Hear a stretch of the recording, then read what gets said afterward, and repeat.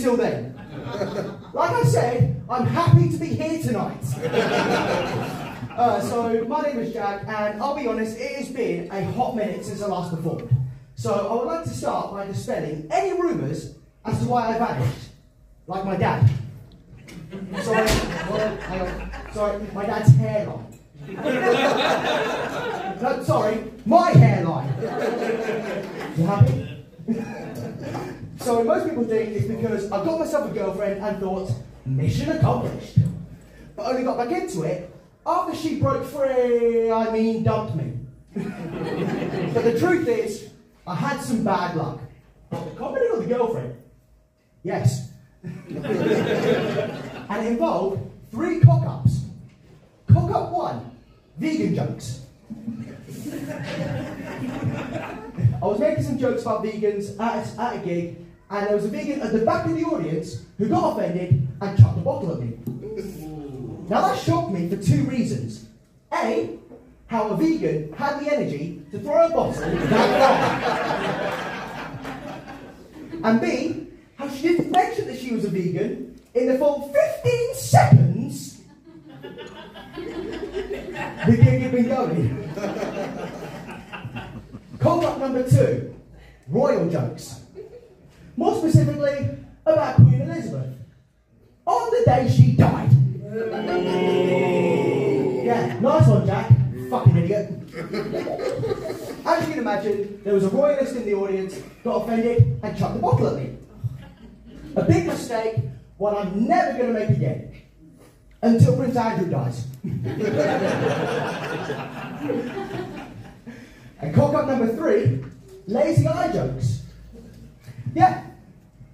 As you can imagine, there was a lazy eye member in the audience, got offended, chucked a bottle at me, and missed. So I've been into comedy since I was a kid. I used to be a ventriloquist. Yeah.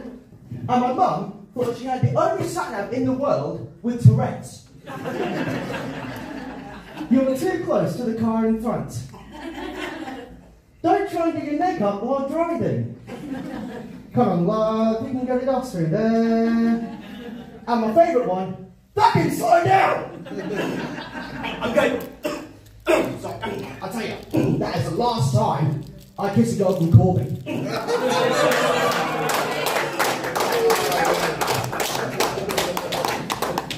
I got a cold, herpes, and lost my fucking wallet.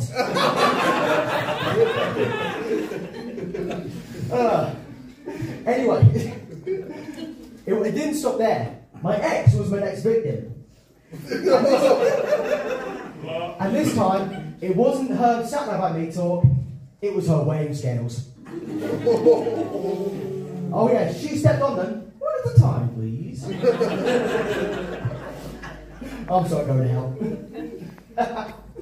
Anyway, so when I finally started performing, I was a one-liner comedian. But, you know, with the stutter that I have, a one-liner can become a 10-minute set. Thank God I'm not doing this set off the cuff, because my stutter would be terrible, much worse than it is now. I mean, I would try it, but, you know, I've got work tomorrow, so... But let's face it, if I did do it off the cuff, we would not get anything done. I couldn't even get the most basic of jokes. Answer the fucking door!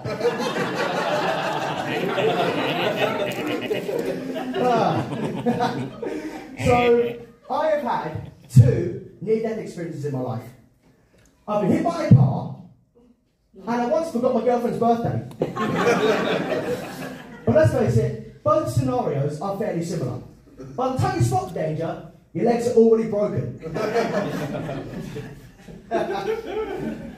But you know, so I was in agony during these times. But luckily my dad showed his support to QPR. Prick. But you know, speaking of my dad, that old git is pushing 50. And my sister Poppy is only 9. And since she was born, my dad's been watching everything he says, just in case she repeats. But let's face it, at his age, what would she get in trouble for saying? Preaching! Osteoporosis! Funeral arrangement. Little does my dad know, Poppy is already extremely sick and twisted. And we don't know where she gets it from. It's a real mystery. Here's the story. So we decided to get a dog during lockdown. And for some reason we let Poppy choose the breed. So what should we go for? A Schnauzer, Golden Retriever, a German Shepherd? Nope! A Chihuahua. Now here's the thing. A Chihuahua is not a dog, it's a rat.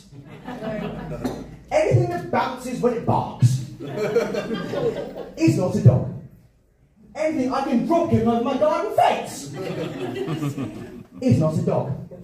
Yep, yep, yep, yep, yep.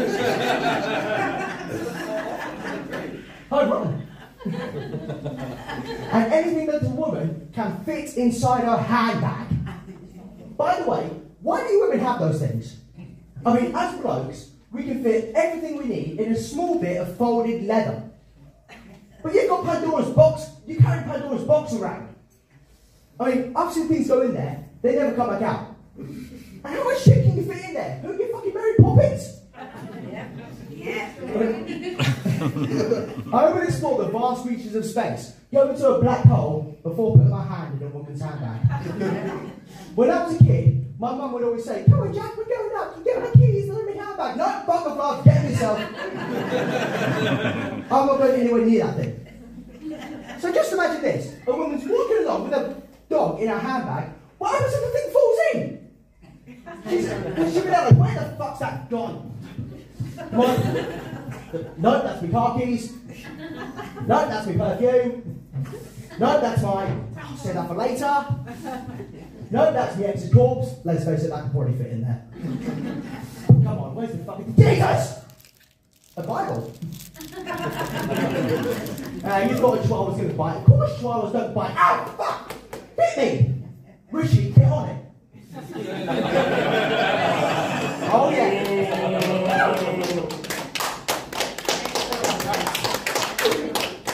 So anyway, where were we? Oh yeah, the Chihuahua and Poppy. So we take the little rat home, and the dog, and we name her Darby, right? Now it didn't take me long to realise that not only are Chihuahuas ugly, yappy little pricks that are more useful to be turned inside out and used as a wake sock,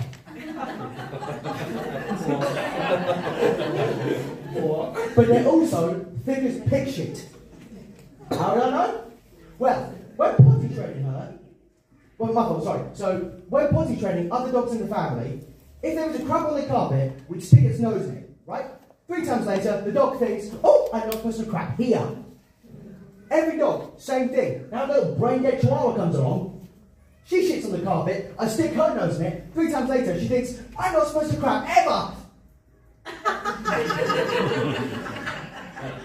And that's why they shake. Another way the dog proves a lack of intelligence, most dogs know when you find a stick and you pick it up, you put the stick in your mouth sideways. I'm not kidding. This little idiot dog found a stick about as long as she was. She picked it up, it was poking straight out the front of her mouth. So we're all chilling in the front room, Darby comes rushing in with this stick, still poking out the front, and as she's running along the carpet, she decided to, for some reason, quickly look down. Oh yeah, the stick was stuck in the carpet, crammed down her throat. With the momentum, she actually fucking pole vaulted over me. Of course, my whole family are looking at her like, "Woo!" I couldn't breathe, I was laughing so hard. It just hit me as well. If I was still doing ventriloquism, I could have a new puppet there, a Chihuahua on a stick. So what's that to do with Poppy? Well, we used to take Darby on these weekly walks, and we had one of those self-retracting leads. You know the one where you push a button and it quickly retracts. Don't get into the funny part here. So Poppy's walking along, she's got the lead at full extension. I mean, her and Darby are about as far apart as my eyes and hairline. There, I said it.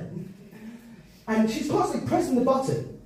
And I'm looking at Darby, like she's pressing the button to try and retract the lead. I'm looking at Darby, She's flailing her neck around and she can't walk straight.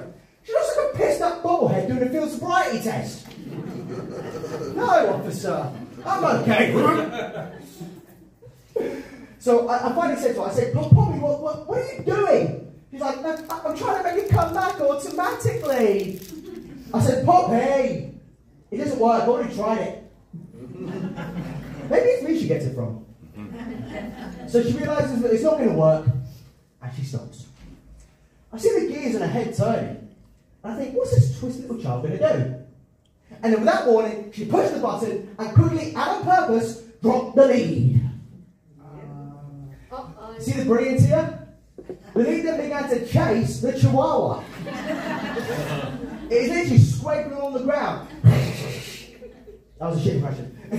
The chihuahua stopped. She heard a new noise. She looks behind her. Here comes the lead.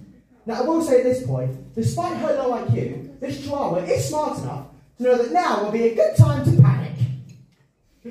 She took off like a bullet, running as fast as she could. But the lead was slightly faster. And sure enough, direct impact. She got wrapped up in that lead pretty good. And that is how you make enchiladas. Enchiladas! I'm very low. So the whole family are looking at her in shock, while Poppy and I are pissing ourselves. I'm high-fiving her, telling her she's a genius. Because, look, I'll be honest, I would never have thought that. I'm proud of her. But I shouldn't be proud to have a sister after my own heart. But I can be proud of my brother. Because he did the favour. Yeah? He said something racist and crashed his car. Yeah, he said something racist and crashed his car.